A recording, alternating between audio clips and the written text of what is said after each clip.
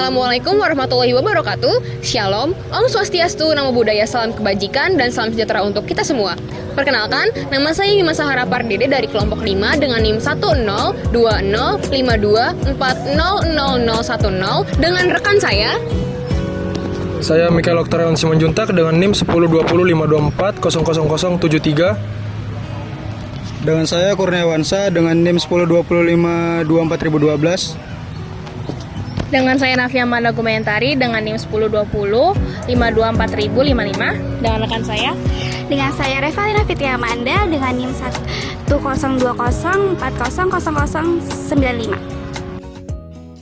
Ini jadi saya akan menjelaskan key partner tentang siapa yang mau diajak bermitra.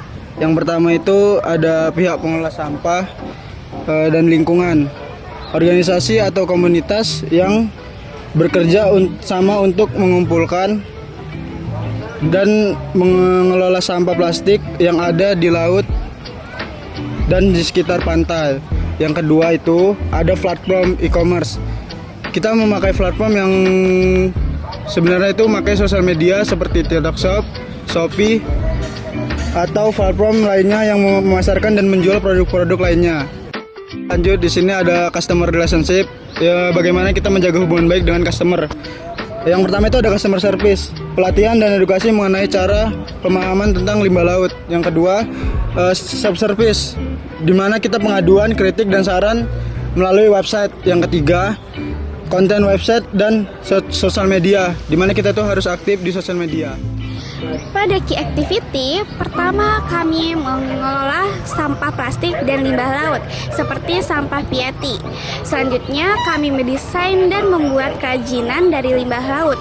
Dan seterusnya kami memproduksi barang-barang dari hasil pengelolaan limbah laut tersebut dengan menggunakan strategi bisnis 6P: produk, price, promotion, people, serta proses. Dalam value proposition, kami mengupayakan pengurangan sampah dan limbah plastik yang ada di laut. Terus kami membuat desain dan juga kerajinan yang dari daur ulang yang menjadi nilai jual bagi masyarakat pesisir pantai dengan menciptakan barang dan bahan yang ramah lingkungan dan juga menciptakan lapangan pekerjaan bagi masyarakat. Dengan hal itu, kami meningkatkan kesadaran lingkungan kepada masyarakat dari dampak limbah dan juga sampah plastik yang ada di laut dengan cara mengadakan workshop dan juga sosialisasi terhadap masyarakat. Di sini saya akan menjelaskan tentang customer segment, di mana di dalam customer segment itu ada customer business prime, di mana produk kita itu bertujuan kepada gen milenial dan gen Z, di mana mereka tiap tahunnya memiliki trading yang unik, dan tidak hanya itu, tapi mereka memiliki dampak positif di lingkungan C-Cycle. Kemudian channels, di mana kita memakai website.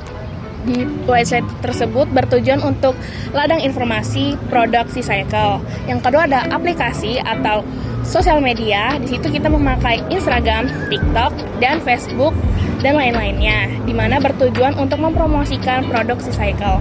Sini saya akan menjelaskan bagian cost structure. Nah, cost structure sendiri ini merupakan skema pembiayaan supaya bisnis dapat berjalan. Kalau di perusahaan C-Cycle sendiri dibagi menjadi dua, yaitu adalah fixed cost dan variable cost. Nah, di fixed cost ini mencakup biaya sewa ruangan produksi dan gudang, kemudian adalah asuransi, kemudian adalah variable cost. Nah, variable cost ini mencakup utilitas dasar seperti listrik dan air, kemudian adalah biaya maintenance untuk mesin produksi, ketiga adalah riset pasar, yang keempat adalah pengembangan produk baru, yang kelima adalah uji coba produk baru, dan yang kemudian yang keenam dan yang terakhir adalah gaji karyawan.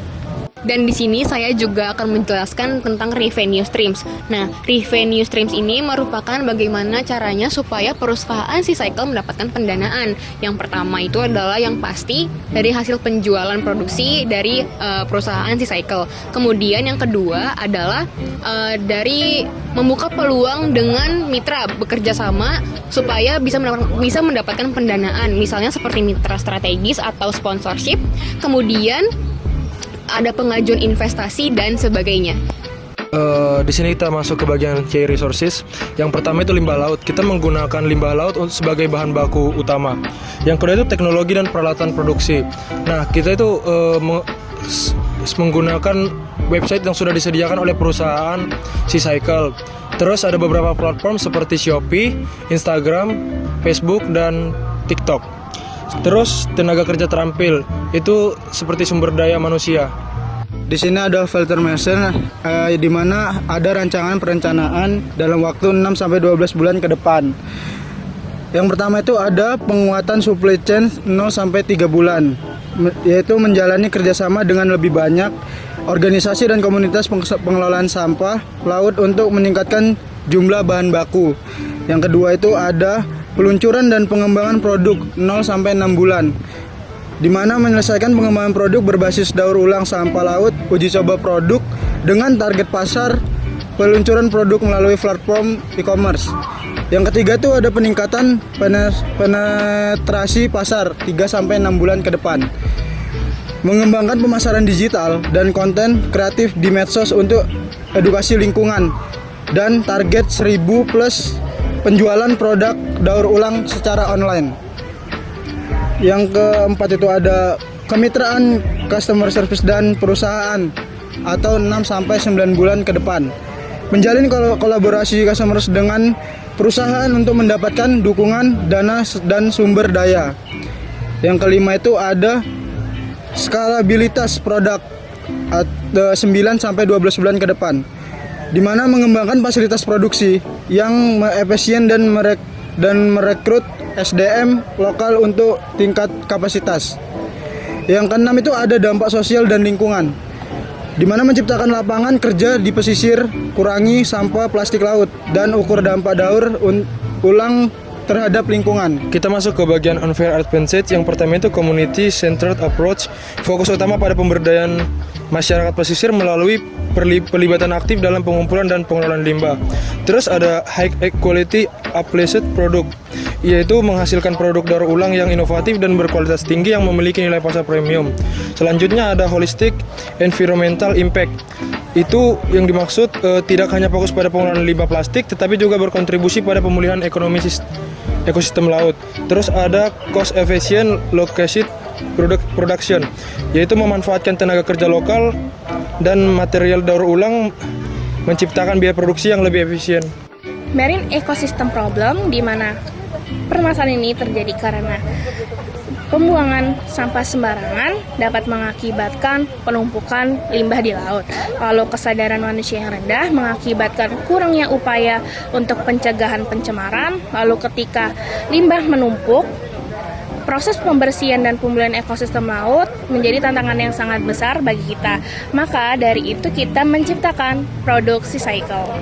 Di sini saya juga akan menjelaskan beberapa produk dari hasil perusahaan SeaCycle.